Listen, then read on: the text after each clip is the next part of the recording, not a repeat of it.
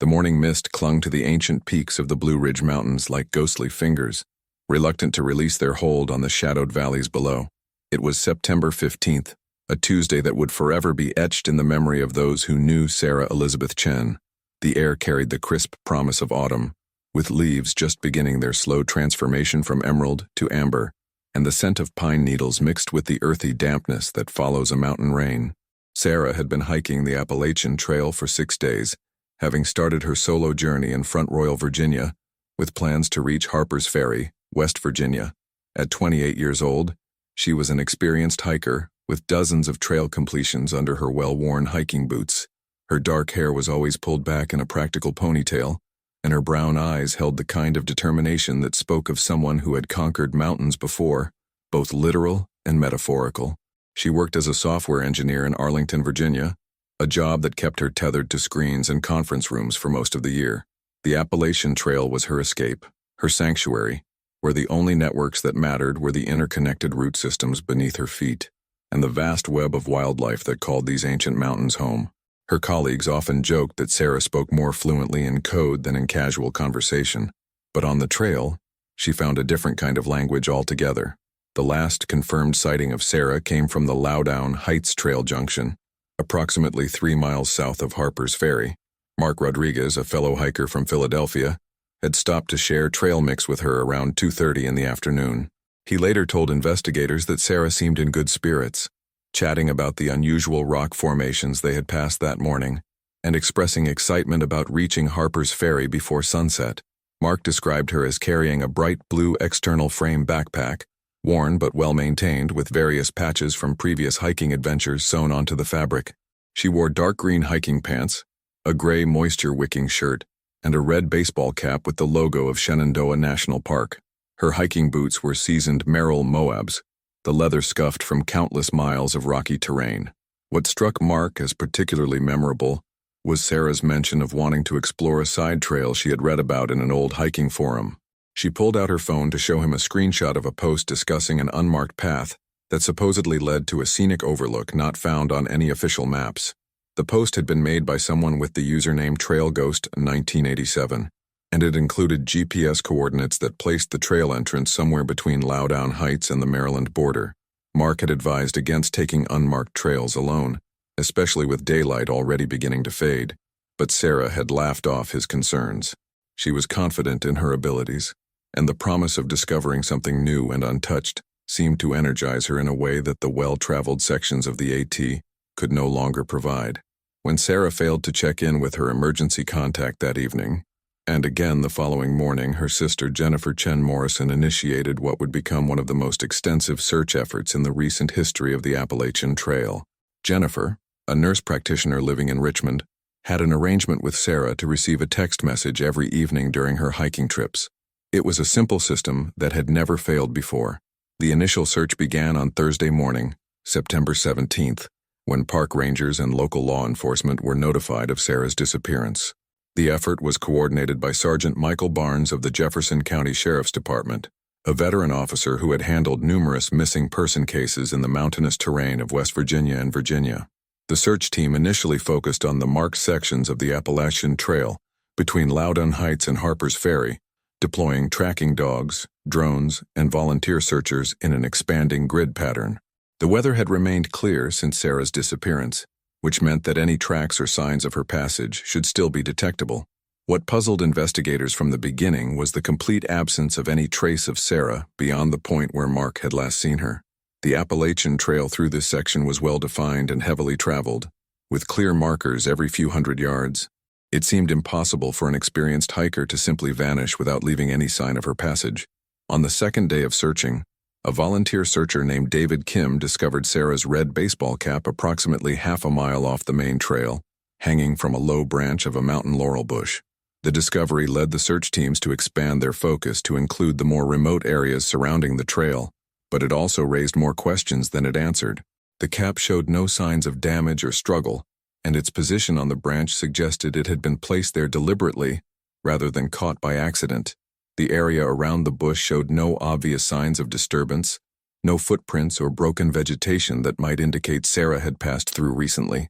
Jennifer Chen Morrison arrived from Richmond on the third day of the search, her face etched with the kind of worry that only family members of missing persons truly understand. She brought with her Sarah's laptop computer, hoping that investigators might find clues about her sister's planned route or any communications that might shed light on her disappearance. What they discovered in Sarah's browsing history would eventually lead investigators down a path none of them had anticipated. Beyond the screenshot Mark had mentioned, Sarah had spent considerable time researching historical accounts of unexplained disappearances in the Appalachian Mountains. Her search history revealed visits to forums dedicated to discussing missing persons cases, unexplained phenomena, and what some online communities referred to as missing time experiences. The digital trail painted a picture of someone who had become increasingly fascinated with the idea that certain locations in the Appalachian Mountains might be connected to disappearances that defied conventional explanation. Sarah had bookmarked dozens of articles about people who had vanished without a trace, only to reappear days or weeks later with no memory of where they had been or how they had survived. Detective Lisa Chang of the Virginia State Police was brought in to assist with the investigation on the fourth day. Chang specialized in missing persons cases and had developed a reputation for approaching seemingly impossible disappearances with a combination of methodical investigation and openness to unconventional explanations. Chang's first action was to locate and interview Trail Ghost 1987, the forum user who had posted about the unmarked trail that Sarah had been interested in exploring. The IP address associated with the account led to a coffee shop in Shepherdstown, West Virginia, but the establishment's security cameras had already recycled their footage from the time period when the post was made. However, Chang's investigation into the Trail Ghost 1987 account revealed something even more intriguing. The user had been active on various hiking and outdoor forums for nearly 3 years, posting detailed accounts of hidden trails, unmarked paths, and secret locations throughout the Appalachian Mountains. What made these posts unusual was their incredible accuracy, and the fact that many described trails and locations that were not documented in any official capacity. Other forum users who had followed Trail Ghost 1987's directions consistently reported finding exactly what had been described, down to specific rock formations, unusual tree growth patterns, and scenic viewpoints that offered perspectives on the landscape that seemed almost too perfect to be natural. Chang arranged to interview several hikers who had successfully located trails based on Trail Ghost 1987's posts.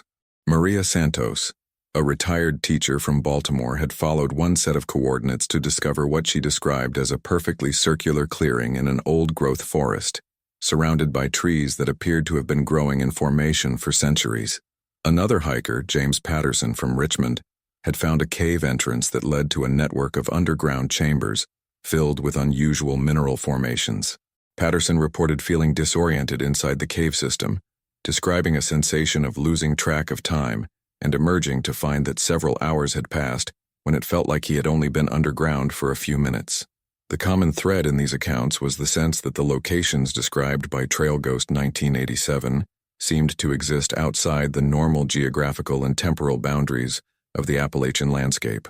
Hikers reported feelings of displacement, unusual wildlife behavior, and in some cases, electronic devices malfunctioning or providing impossible readings. On the seventh day of the search, investigators decided to use the GPS coordinates from Sarah's phone to locate the unmarked trail that Trail Ghost 1987 had described. The coordinates led them to a barely visible gap between two massive boulders, approximately 2.5 miles south of where Mark had last seen Sarah. The gap was so narrow and well concealed that it would have been invisible to anyone not specifically looking for it. Moss and ivy had grown across much of the opening, creating natural camouflage that made the entrance virtually undetectable from more than a few feet away. Detective Chang led a small team through the gap, following what appeared to be an ancient trail that wound deeper into the mountains along a route that was not marked on any topographical map. The path itself seemed impossibly old, worn smooth by countless feet over what must have been hundreds or even thousands of years. What struck the team immediately was the unusual quality of the forest on either side of the trail. The trees grew in patterns that seemed almost geometric, their branches intertwining in ways that created natural archways and chambers. The undergrowth was sparse and oddly organized, as if someone or something had been maintaining the area according to principles that were not immediately apparent.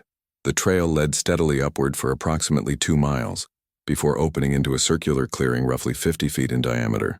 The clearing was surrounded by a perfect ring of ancient oak trees, each one massive and gnarled with age. In the center of the clearing was a stone formation that appeared to be natural, but was arranged in a pattern that suggested intentional design. The stones were arranged in concentric circles, with the largest specimens forming an outer ring approximately 20 feet across. The inner rings contained progressively smaller stones, culminating in a central arrangement of 7 perfectly smooth river rocks that had been placed with obvious care and precision. What made the stone formation even more remarkable was the complete absence of any obvious source for the materials. The stones were clearly river rock, worn smooth by water action, but there was no river or stream anywhere in the immediate area. The nearest water source was more than 3 miles away and at a significantly lower elevation. As the search team examined the clearing more closely, they discovered evidence that Sarah had indeed been there. Pressed into the soft earth near the stone formation were clear impressions from hiking boots that matched the tread pattern of Sarah's Merrill Moabs. The prints were well-defined and recent, suggesting they had been made within the last week. More significantly, they found Sarah's hiking poles leaning against one of the outer ring trees, positioned carefully, as if they had been placed there deliberately, rather than dropped or abandoned. The poles showed no signs of damage, and their placement suggested that Sarah had been in complete control of her faculties when she left them behind. The discovery of Sarah's hiking poles marked a turning point in the investigation. Up until that moment, there had been hope that she might have simply become lost or injured somewhere along the trail. Finding evidence of her presence in such a remote and unusual location raised questions about her mental state and her reasons for venturing so far from established trails. Detective Chang ordered a more intensive search of the immediate area around the clearing, bringing in additional personnel and specialized equipment to examine every square foot of the surrounding forest. What they discovered over the next 2 days would challenge everything they thought they knew about Sarah's disappearance. Hidden beneath a thick layer of fallen leaves and forest debris, approximately 50 yards from the stone formation, searchers discovered what appeared to be a campsite that had been carefully concealed. The site contained a small shelter made from branches and natural materials, constructed with a level of skill that suggested extensive wilderness experience. Inside the shelter, investigators found a collection of items that seemed to span decades or even centuries. There were modern camping supplies mixed with hand-forged tools that appeared to be antiques. A camping stove from the 1980s sat next to a hand-carved wooden bowl that looked like it belonged in a museum. Most puzzling was a journal bound in leather that appeared to be both ancient and recently used. The early entries were written in a hand that seemed almost archaic, describing experiences in the Appalachian Mountains that dated back to the 1800s. However, the final entries were written in modern English with a ballpoint pen, and they were dated within the last month. The journal contained detailed observations about the stone formation in the clearing, describing it as a focal point for what the author called temporal convergence. The entries spoke of time moving differently in certain locations throughout the Appalachian Mountains, of places where the normal flow of cause and effect became fluid and unpredictable. According to the journal, the stone formation had been maintained by a succession of guardians over the course of more than 2 centuries. Each guardian had been drawn to the location by circumstances they could not fully explain, and each had remained there for periods that seemed to exist outside normal temporal boundaries. The final entry in the journal was dated September 14th, the day before Sarah's disappearance. It read simply, "The new guardian approaches. The transition begins tomorrow. I have served my time here, and now I must pass into whatever lies beyond. She will understand when she arrives. The stones have been calling to her for months, just as they called to me so long ago." Detective Chang photographed every page of the journal and sent the images to experts in historical documents and handwriting analysis. The initial assessment suggested that the journal was authentic, with ink and paper samples consistent with the dates of the various entries. More disturbing was the realization that the handwriting appeared to change gradually throughout the journal, as if different people had been writing in it. But the transitions were so subtle that it was difficult to determine where one hand ended and another began. The investigation took another unexpected turn when forensic analysis of the campsite revealed DNA evidence from multiple individuals spanning what appeared to be several decades. The samples were too degraded to provide specific identification, but they suggested that the site had been occupied intermittently by different people over an extended period. Among the DNA samples, Investigators found traces that matched Sarah Chen's genetic profile. However, the samples were not fresh. According to the forensic analysis, Sarah's DNA had been present at the site for approximately 3 to 4 weeks, which was impossible given that she had only been missing for 8 days. The implications of this discovery forced investigators to consider possibilities that challenged their understanding of the case. Either the forensic analysis was flawed, or Sarah had somehow been present at the site before her reported disappearance, or the site itself existed in some kind of temporal anomaly that affected the aging of biological materials. Dr. Rebecca Martinez, a forensic anthropologist from the University of Virginia, was brought in to provide additional analysis of the site and its contents. Martinez had extensive experience with archaeological sites throughout the Appalachian region and was familiar with the unusual geological and historical characteristics of the area. Martinez's examination of the stone formation revealed that the arrangement was far older than initially suspected. Ground-penetrating radar showed that the stones were anchored by a complex underground structure that extended several feet below the surface. Carbon dating of organic materials found beneath the stones suggested that the formation had been in place for at least 800 years. More significantly, Martinez discovered that the stone formation was positioned at the intersection of several underground watercourses and unusual mineral deposits that created what geologists call a gravitational anomaly. The area showed slight but measurable deviations from normal gravitational and magnetic readings, the kind of anomalies that are sometimes associated with unique geological formations. While the scientific team worked to understand the physical properties of the site, the search for Sarah continued with increasing desperation. Her sister Jennifer had taken leave from her job to coordinate with volunteers and maintain pressure on law enforcement to expand the search efforts. Jennifer brought Sarah's closest friends to the site, hoping that someone might notice details that had been overlooked by the official search teams. Among these friends was Dr. Michael Torres, a physicist from George Washington University, who had known Sarah since college. Torres had always been fascinated by Sarah's stories about unusual experiences during her hiking trips. She had mentioned several occasions when she felt like she had lost time on the trail, arriving at destinations much sooner or later than her pace and route should have allowed. She had also described encounters with wildlife that seemed oddly unafraid of human presence and landscapes that appeared to shift slightly when she wasn't looking directly at them. What Torres found most intriguing about Sarah's accounts was their consistency with theoretical concepts in quantum physics related to temporal displacement and parallel realities. While he had always assumed Sarah was simply experiencing the disorienting effects of prolonged solitude and physical exertion, her disappearance in such an unusual location made him reconsider those assumptions. Torres conducted his own analysis of the site using equipment borrowed from his university laboratory. His measurements confirmed Dr. Martinez's findings about the gravitational and magnetic anomalies, but they also revealed additional properties that suggested the area might be affected by what physicists call quantum field fluctuations. According to Torres's calculations, the combination of geological factors at the site created conditions that were theoretically conducive to temporal distortion effects. While such effects were generally considered to be purely theoretical and observable only under extreme artificial conditions, the unique characteristics of the location suggested that natural temporal anomalies might be possible. The investigation reached a critical juncture on September 25th, 10 days after Sarah's disappearance, when a park ranger named Thomas Whitehorse reported seeing a woman matching Sarah's description near the Potomac River, approximately 5 miles from the stone formation site. Whitehorse, a member of the Monacan Indian nation who had been working in the park system for over 20 years, approached the woman to offer assistance. However, when he got within speaking distance, she simply looked at him with what he described as complete recognition, but also profound sadness, then walked into the forest and vanished from sight. What made Whitehorse's account particularly compelling was his description of the woman's appearance.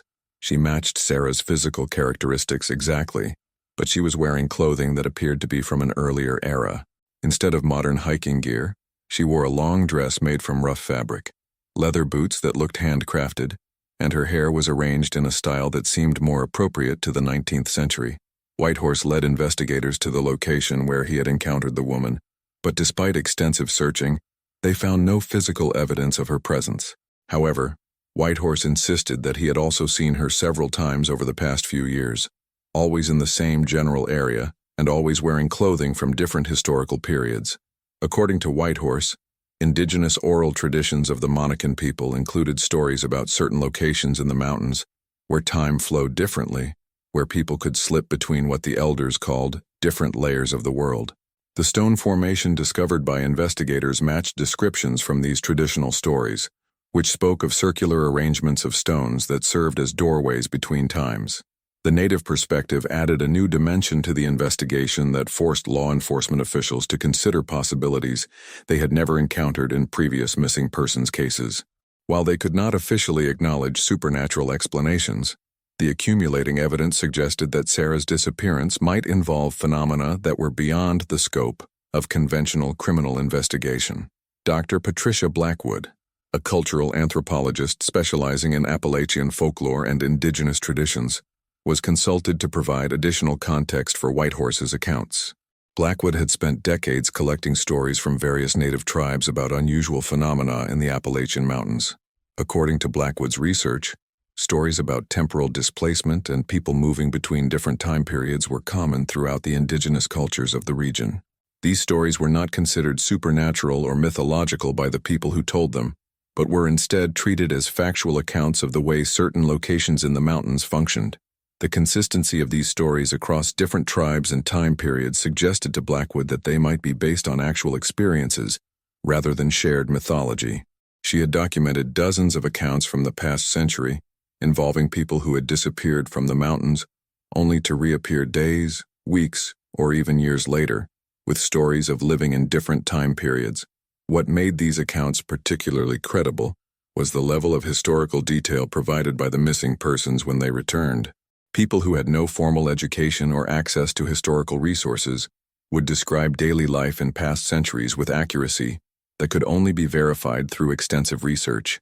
Blackwood's work provided a framework for understanding Sarah's disappearance that went beyond conventional explanations. If the indigenous accounts were accurate, Sarah might not be lost in the traditional sense, but instead might have slipped into a different temporal layer that existed parallel to the present. The investigation took another dramatic turn on October 2nd, when Jennifer Chen Morrison received a phone call that would change everything they thought they knew about Sarah's fate. The call came from a number that registered as Sarah's cell phone, but the voice on the other end was not exactly the sister Jennifer remembered.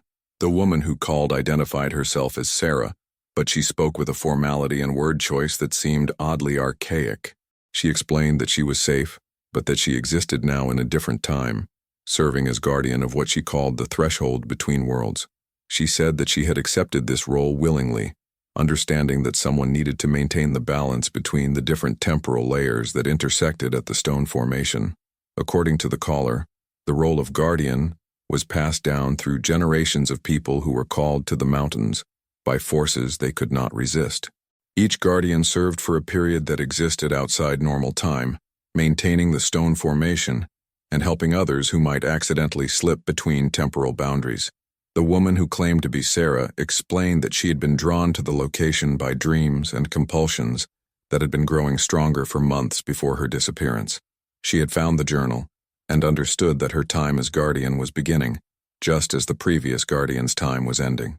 Jennifer recorded the conversation and immediately contacted Detective Chang and the other investigators.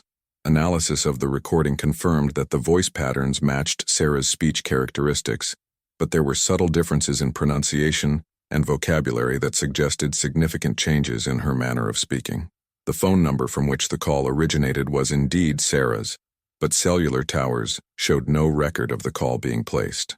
According to the telecommunications company, Sarah's phone had been inactive since the day of her disappearance, and there was no technical explanation for how a call could have been made from the device. 3 days after the mysterious phone call, investigators returned to the stone formation site with additional equipment and personnel. They were determined to conduct the most thorough examination possible of the area, hoping to find some physical explanation for the unusual phenomena that seemed to be centered there. What they discovered exceeded their wildest expectations. Hidden beneath the central arrangement of stones was an opening that led to an underground chamber that appeared to have been carved from solid rock. The chamber was roughly circular, approximately 15 feet in diameter, with walls that showed clear evidence of tool marks from what appeared to be hand-carved construction. Inside the chamber, investigators found evidence of long-term habitation spanning multiple time periods. The artifacts included everything from Native American pottery fragments that appeared to be centuries old to modern camping equipment that looked like it had been left recently. Most significantly, they found a collection of journals and written records that documented the experiences of previous guardians of the site. The records suggested that the role of guardian had been filled continuously for at least 200 years, with each person serving for periods that varied widely in duration. According to these records, guardians experienced time differently while serving in their role. Some served for what felt like months but corresponded to years in normal time, while others experienced the opposite effect.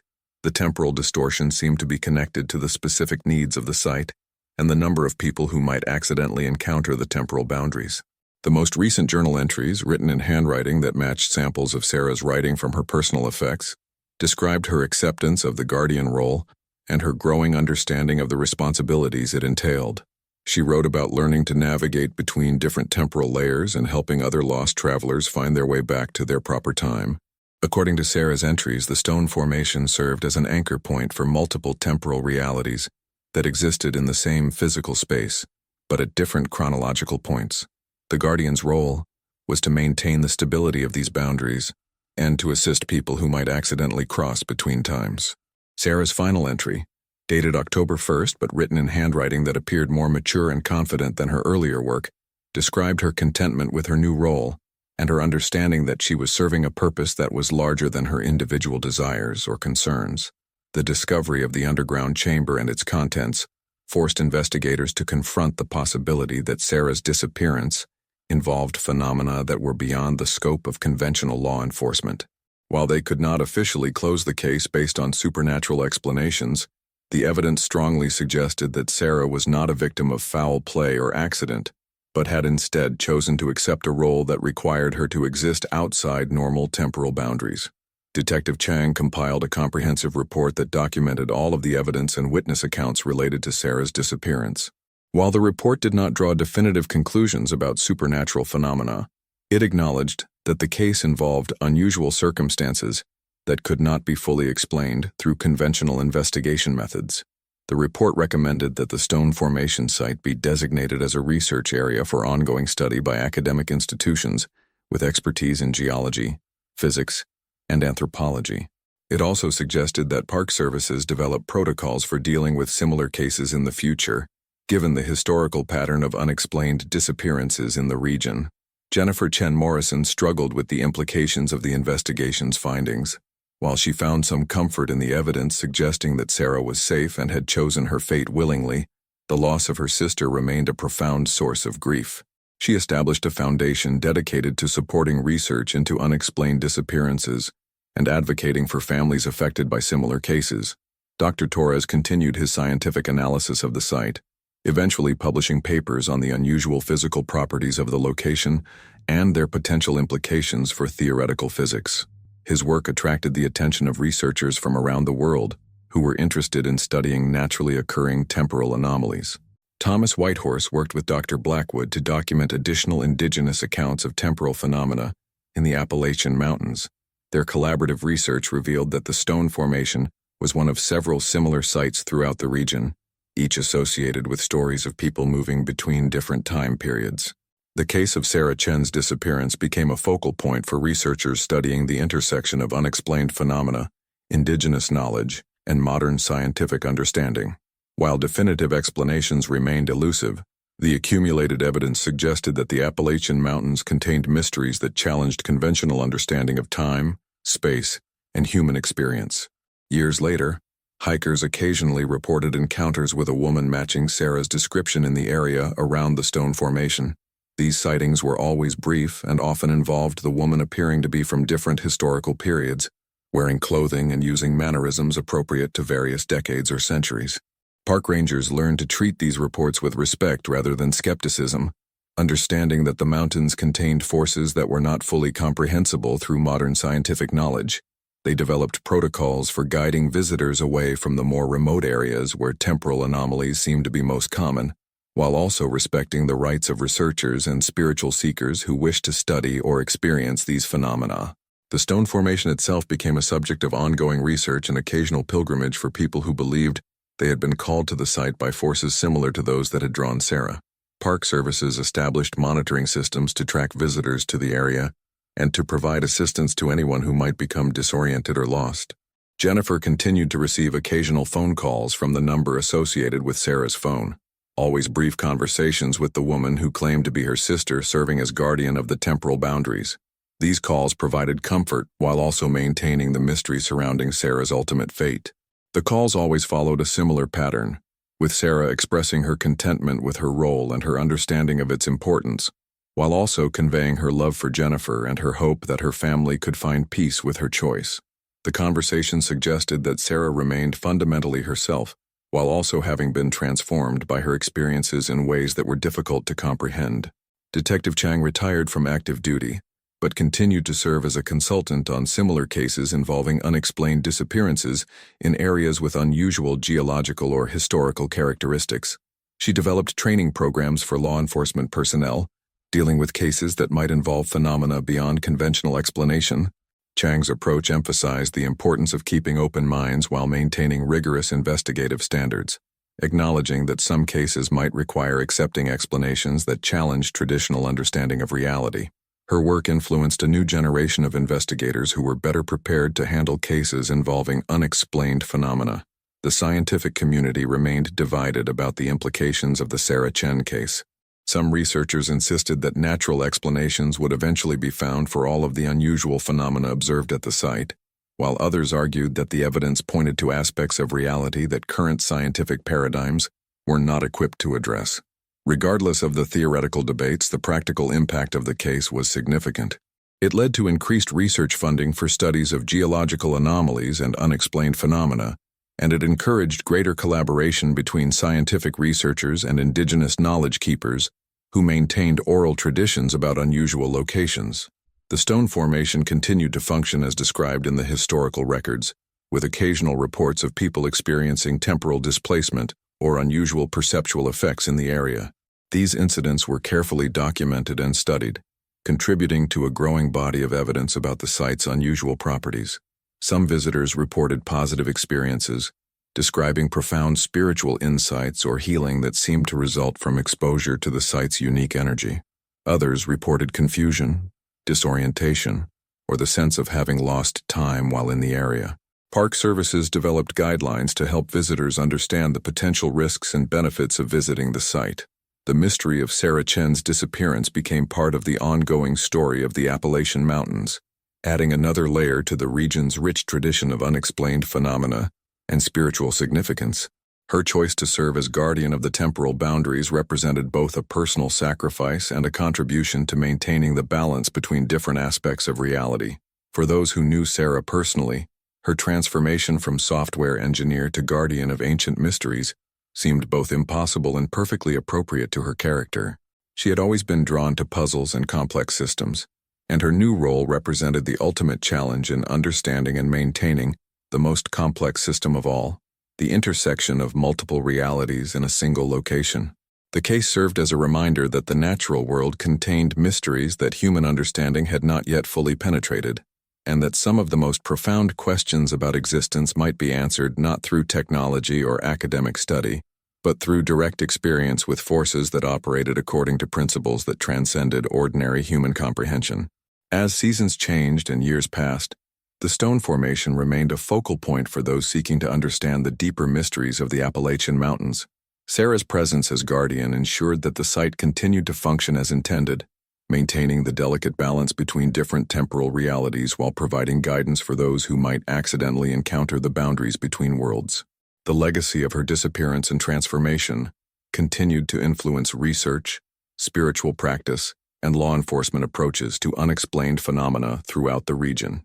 Her story became part of the oral tradition that would be passed down to future generations, joining the countless other accounts of people who had encountered the profound mysteries hidden within the ancient peaks and valleys of the Appalachian Mountains. In the end, Sarah Chen had found what she had always been searching for in her solitary hikes through the wilderness, a place where the ordinary boundaries of existence dissolved revealing deeper truths about the nature of time, space, and human purpose. Her last steps on the familiar trails of the Appalachian Trail had led her not to disappearance, but to transformation, and a role that would allow her to serve something far greater than herself. The shocking truth of her fate was not one of tragedy or loss, but of transcendence and willing sacrifice in service of maintaining the balance between different layers of reality. Her choice to become guardian of the temporal boundaries represented the ultimate expression of her lifelong quest to explore the unknown, and to find her place in the larger patterns that governed the natural world. And so she remained, existing between times, watching over the ancient stone formation that served as a doorway between worlds, ensuring that the mysteries of the Appalachian Mountains would continue to offer transformation and wonder to those brave enough to seek them out. Her disappearance had revealed not an end but a beginning, and her last steps had led not to oblivion, but to eternal purpose in service of forces that were as old as the mountains themselves.